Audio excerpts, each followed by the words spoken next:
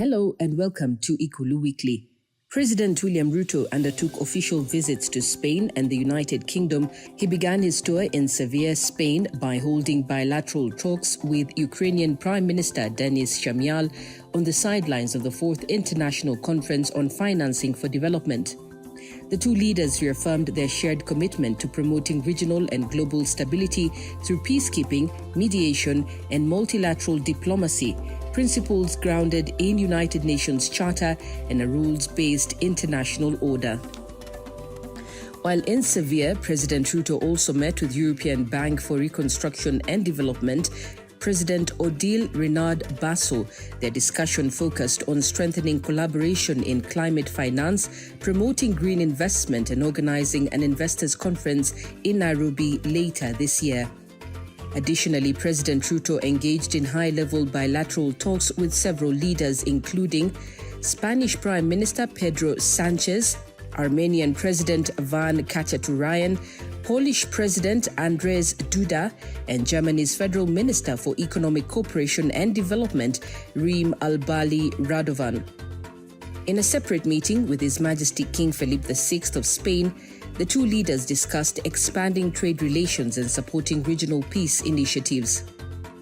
Continuing his diplomatic engagements, President Ruto held talks with French President Emmanuel Macron. The discussions underscored the strength of the Kenya-France partnership and their shared leadership in championing global financial reforms through the Pact for Prosperity, People and Planet, an initiative they co-chair. Your Excellency, you may kindly take your seat. Your Excellency the President, Your Excellency the Deputy President, Your Excellency the Prime Cabinet Secretary, the leadership of Parliament as led by the Speaker of the National Assembly, the Honorable Attorney General, Cabinet Secretaries present, Principal Secretaries present, ladies and gentlemen, good morning. Your Excellency, sir, this state ceremony is convened pursuant to Article 115 of the Constitution to accord presidential assent to the Division of Revenue Bill 2025 of the National Assembly. The bill was considered by the Houses of Parliament as follows. The bill was first introduced in the National Assembly on 14th March 2025 and passed on 9th April without amendments. The bill was thereafter forwarded to the Senate on 15th April, which considered and passed it on 28th May with amendments and referred it back to the National Assembly for consideration. The Senate amendments entail changing the year of the audited and approved revenues from the financial year 2020-2021, which had a revenue amount of 1.57 trillion, to that of fiscal year 2021-2022, with a revenue figure of Kenya shillings 1.92 trillion. The other critical amendment was the revision of the county allocation from the proposed Kenya shillings 405.1 billion to Kenya shillings 465 billion. The National Assembly considered and rejected the Senate amendments on 3rd June, which essentially committed the bill to a mediation committee in accordance with the provisions of Article 112(2)(b) and 113 of the Constitution.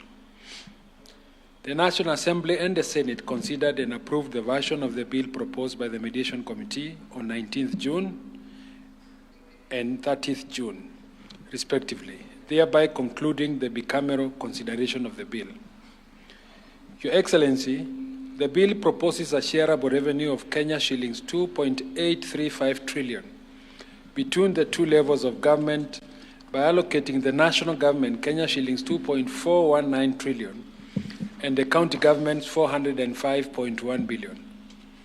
The bill, as passed by the two houses, made the following provisions in sharing the nationally raised revenue for the fiscal year 2025-2026. The national government's equitable share of Kenya shillings 2.332 trillion and the county equitable share of Kenya shillings 415 billion, and equalization fund of Kenya shillings 9.6 billion. The bill revised the projected ordinary revenue for fiscal year 2025-2026 downwards from the initial Kenya shillings 2.835 trillion to Kenya shillings 2.756 trillion. This was necessitated by new realities in the economy, where ordinary revenue has always performed below target, hence the need to be within a realistic projection. Your Excellency, with the National Assembly having dutifully discharged its legislative mandate, it is now your prerogative as head of state and government to graciously exercise the powers conferred upon you under Article 115 of the Constitution and assent to the bill. With your kind permission, sir, may I now invite the Clerk of the National Assembly to present the vellum copies of the bill for your consideration and assent.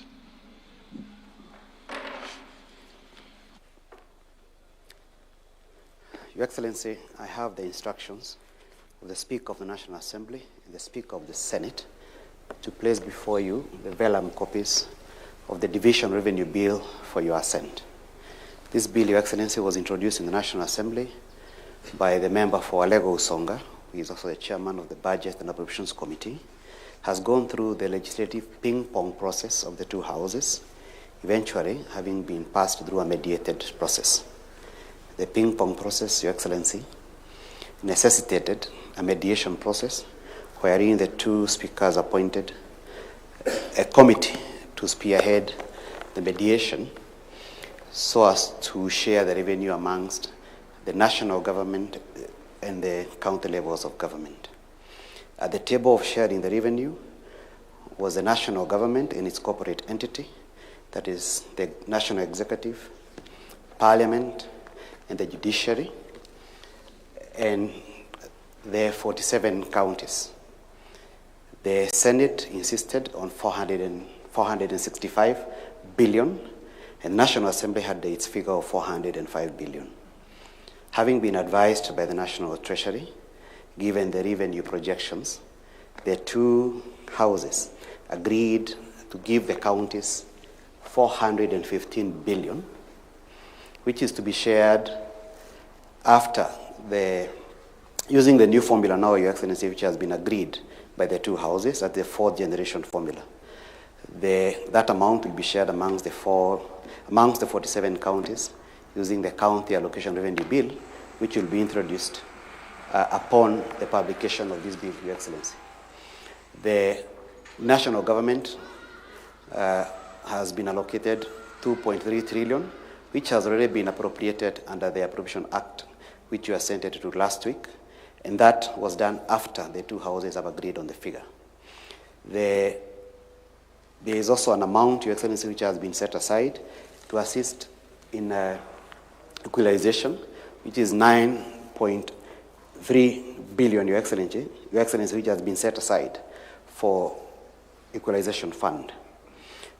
This bill, Your Excellency, now sees our counties receiving 21.6% of the revenue that is projected to be collected, as compared to the 15%, which is a constitutional requirement.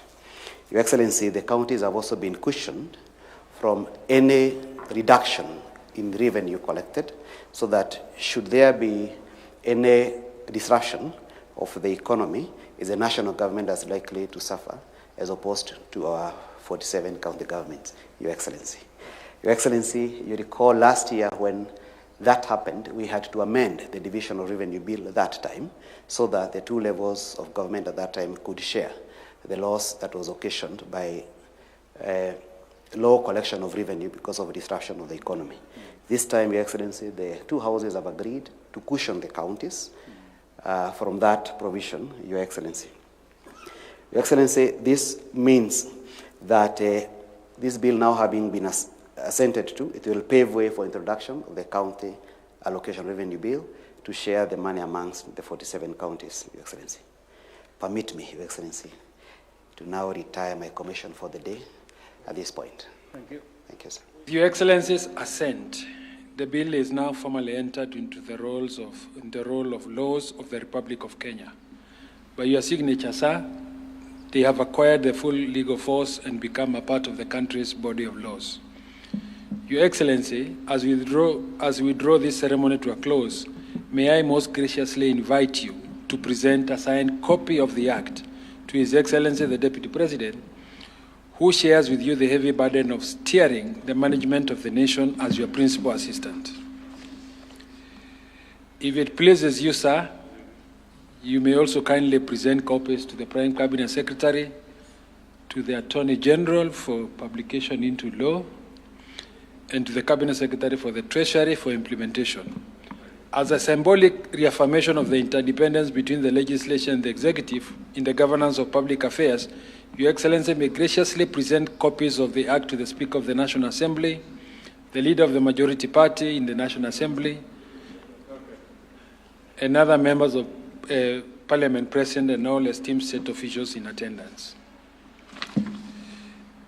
In conclusion, Your Excellency will unveil and display an open ceremony copy of the Act, while other state officials shall bear closed copies, signifying both the solemnity and unity of purpose that define this important constitutional process.